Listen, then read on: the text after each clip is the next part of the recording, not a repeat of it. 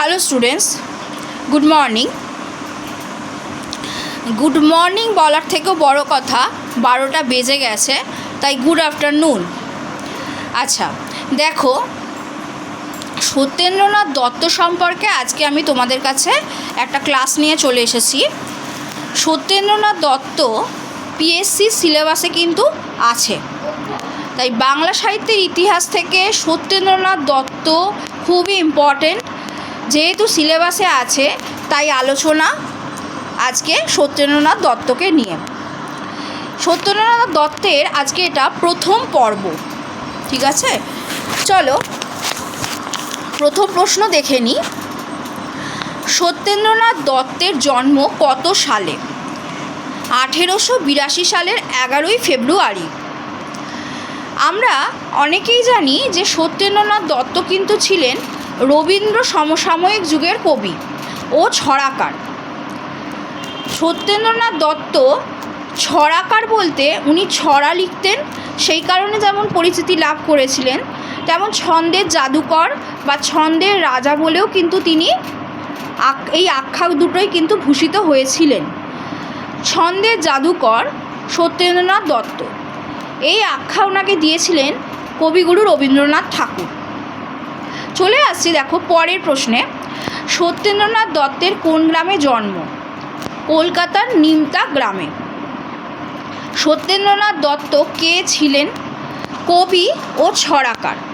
দেখো, সত্যেন্দ্রনাথ দত্ত সম্পর্কে সম্পূর্ণ তথ্য জানতে গেলে তার সাহিত্যকর্মগুলো যেমন জানতে হবে, তার সাথে সাথে কিন্তু ওনার জন্ম, ওনার মৃত্যু, উনি কোন গ্রামে জন্মেছিলেন, এই সমস্ত কিছু আমাদের, ওনার পিতার নাম, মাতার নাম, এগুলো আমাদের অবশ্যই জেনে রাখা দরকার।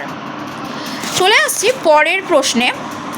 সত্যেন্দ্রনাথ দত্তের পৈতৃক নিবাস কোথায়? ওনার কিন্তু পৈতৃক নিবাস বর্ধমানের চুপি গ্রামে। বর্ধমানের চুপি গ্রামে সত্যেন্দ্রনাথ দত্তের পৈতৃক নিবাস ছিল। দেখো, ওনার পিতার নাম কি ছিল? ওনার পিতার নাম ছিল রজনীনাথ দত্ত। চলে আসছি নেক্সট প্রশ্নে।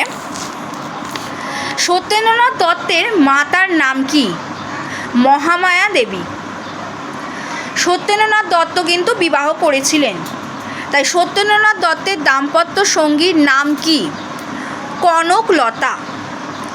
আচ্ছা, তার অনেকগুলো ছদ্মনাম ছিল। আমরা সবাই জানি যে কবি বা সাহিত্যিকদের ছদ্মনাম থাকে, একটা কেন অনেকগুলো ছদ্মনাম থাকে।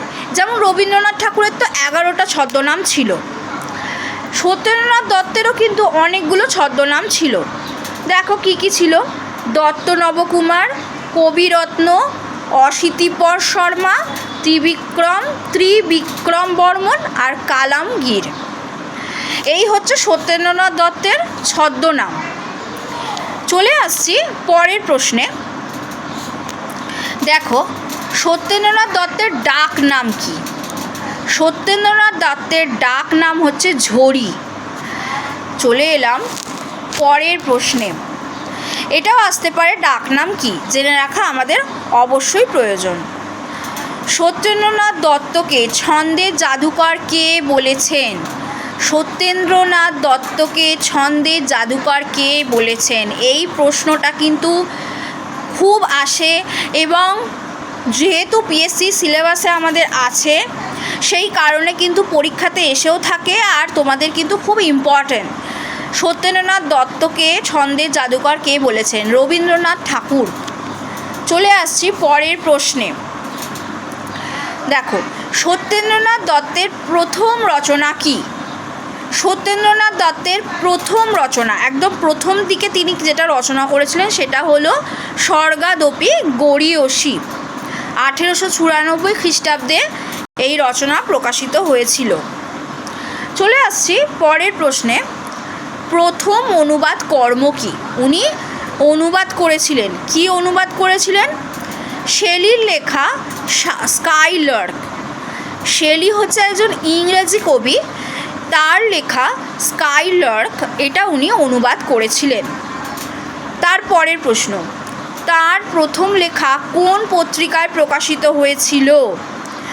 আমি কিন্তু বলিনি প্রথম রচনা যেটা সেটা, তাহলে কিন্তু স্বর্গাদপি গরীয়সী তোমরা ভেবে নিও না। তার আরও লেখা রয়েছে যা আমি নেক্সট ভিডিওতে অবশ্যই দেব।